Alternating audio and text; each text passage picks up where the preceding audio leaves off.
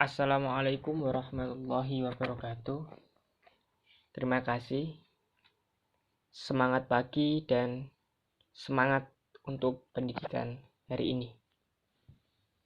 Di sini kami dari kelompok 6 akan menjelaskan tentang kriteria ketuntasan minimal, remedial, dan pengayaan. Sebelumnya, yang saya hormati Bapak dosen Bapak Husni Mubarok, SPD, MPD, dan juga teman-temanku kelas 5 PGSD yang saya hormati pula.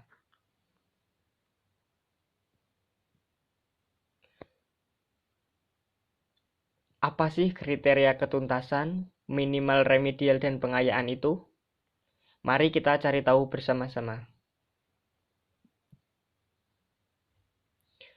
Kriteria ketuntasan minimal. Kriteria ketuntasan minimal adalah salah satu prinsip penilaian pada kurikulum berbasis kompetensi, yakni menggunakan kriteria tertentu dalam menentukan kelulusan peserta didik. Kriteria yang digunakan adalah nilai yang paling rendah untuk menyatakan peserta didik mencapai ketuntasan. Dalam menetapkan kriteria ketuntasan minimal, satuan pendidikan harus merumuskannya secara bersama antara kepala sekolah, pendidik, dan tenaga pendidikan lainnya.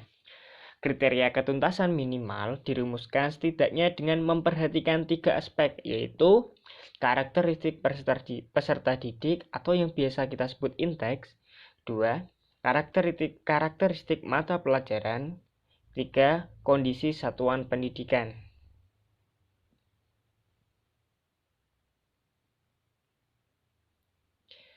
Prinsip penetapan KKM. Penetapan KKM ini yang pertama, penetapan KKM merupakan kegiatan pengambilan keputusan yang dapat dilakukan melalui metode kualitatif dan kuantitatif. Yang kedua, penetapan nilai kriteria ketuntasan minimal. Yang ketiga, kriteria ketuntasan minimal setiap kompetensi dasar atau KD merupakan rata-rata dari indikator yang terdapat dalam kompetensi dasar tersebut. Keempat, kriteria ketuntasan minimal setiap standar kompetensi merupakan rata-rata KKM yang terdapat dalam SK tersebut. Yang kelima, kriteria ketuntasan minimal mata pelajaran merupakan rata-rata dari semua KKM sampai SK yang terdapat dalam 1 semester atau 1 tahun pembelajaran dan dicantumkan dalam laporan hasil belajar peserta didik.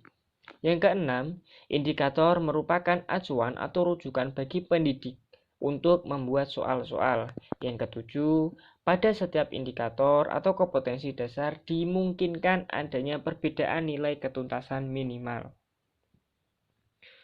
Penetapan KKM. Yang pertama, guru atau kelompok guru menetapkan KKM mata pelajaran dengan mempertimbangkan 3 aspek kriteria, yaitu kompleksitas, daya dukung, dan inteks peserta didik. Yang kedua, hasil penetapan KKM oleh guru atau kelompok guru mata pelajaran disahkan oleh kepala sekolah untuk dijadikan patokan guru dalam melakukan penilaian. Yang ketiga, KKM yang ditetapkan disosialisasikan kepada pihak-pihak yang berkepentingan, yaitu peserta didik, orang tua, dan dinas pendidikan. Yang keempat, KKM dicantumkan dalam LHB pada saat hasil penilaian dilaporkan kepada orang tua atau wali peserta didik. Berikut adalah langkah-langkah dalam menentukan kriteria ketuntasan minimal atau yang biasa kita sebut KKM. Yang pertama, hitunglah jumlah kompetensi dasar setiap mata pelajaran setiap kelas. Yang kedua, tentukan kekuatan atau nilai untuk setiap aspek atau komponen sesuai dengan kemampuan masing-masing aspek. Yang ketiga, aspek kompleksitas semakin kompleks atau sukar, KD maka nilainya semakin rendah dan semakin mudah. KD maka nilainya semakin tinggi. Semakin KD rendah maka nilainya semakin tinggi. Yang keempat ada aspek sumber daya pendukung atau sarana. Semakin tinggi sumber daya pendukungnya maka nilainya semakin tinggi. Dan begitupun sebaliknya. Ya. Kelima, aspek inteks. Semakin tinggi kemampuan awal maka nilainya semakin tinggi pula. Begitupun juga sebaliknya. Yang keenam, jumlah nilai setiap komponen. Ini bisa dibagi 3 untuk menentukan KKM setiap KD. Yang ketujuh, jumlahkan seluruh KKM setiap KD, selanjutnya dibagi dengan jumlah KD untuk menentukan KKM mata pelajaran. Yang kedelapan, KKM setiap mata pelajaran pada setiap kelas tidak sama, tergantung pada kompleksitas KD daya dari kelas tersebut. Rumus menghitung kriteria ketuntasan minimal. Di sini ada sebuah tabel. Silakan teman-teman bisa memahami di PPT dan bisa dipahami pula yang ada di makalah yang sudah kami share tadi. A. Menentukan KKM setiap KD dengan rumus berikut. Nah, di sini menentukan KKM setiap KB dengan rumus ini, misalkan aspek daya dukung mendapat nilai 90, aspek kompleksitas mendapatkan nilai 70, aspek indeks mendapatkan skor 65. Jika bobot setiap aspek sama, nilai KKM untuk KD tersebut sudah pas. Nah, ini adalah tabel juga, teman-teman bisa memahaminya.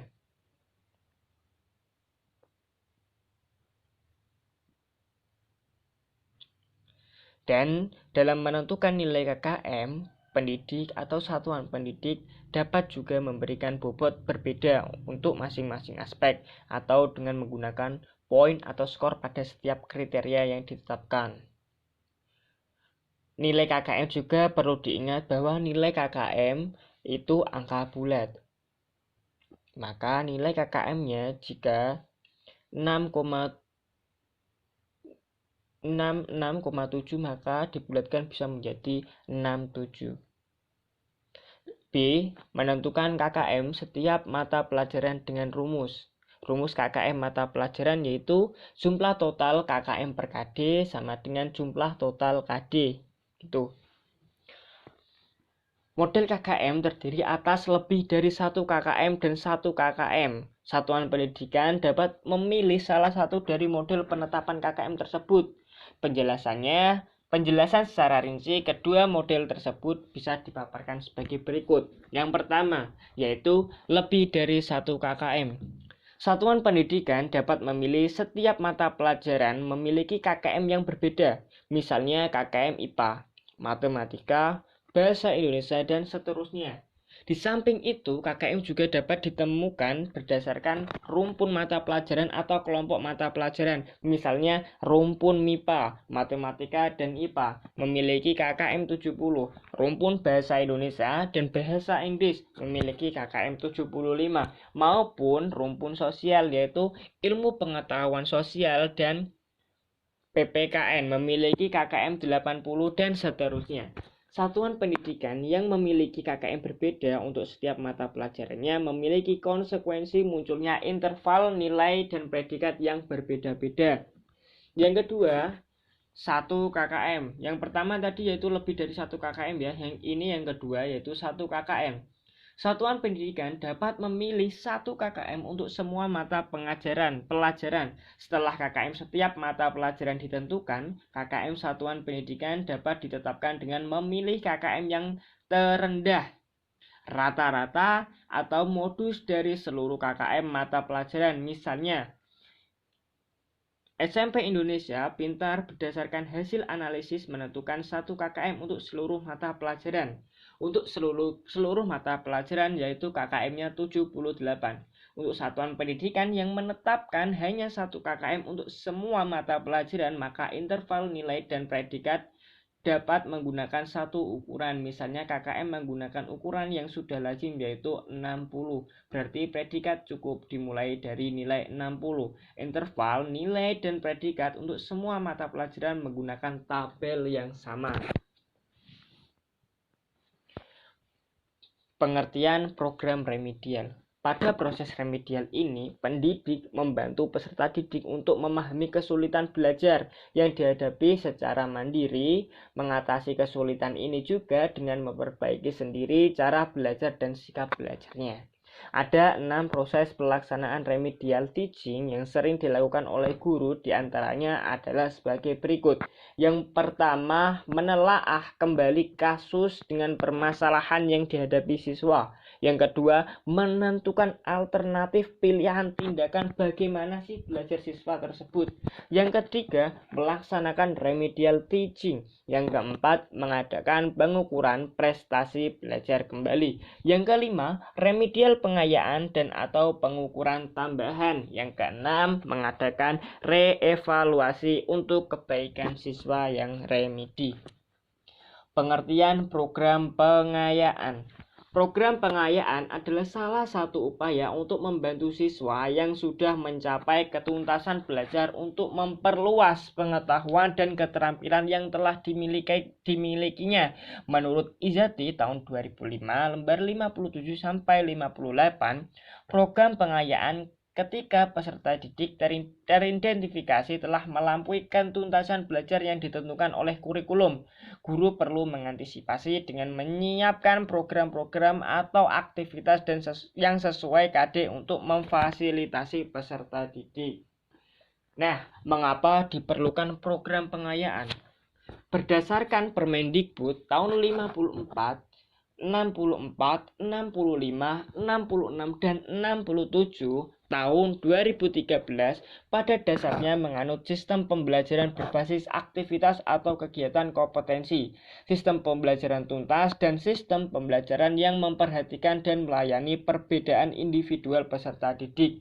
Dengan memerhatikan prinsip perbedaan individu, kemampuan awal, kecerdasan, kepribadian, bakat, potensi, minat, motivasi belajar, dan gaya belajar siswa, maka program pengayaan dilakukan untuk memenuhi kebutuhan atau hak anak. Dalam program pengayaan, guru memfasilitasi peserta didik untuk memperkaya wawasan dan keterampilannya, serta mampu mengaplikasikannya dalam kehidupan sehari-hari.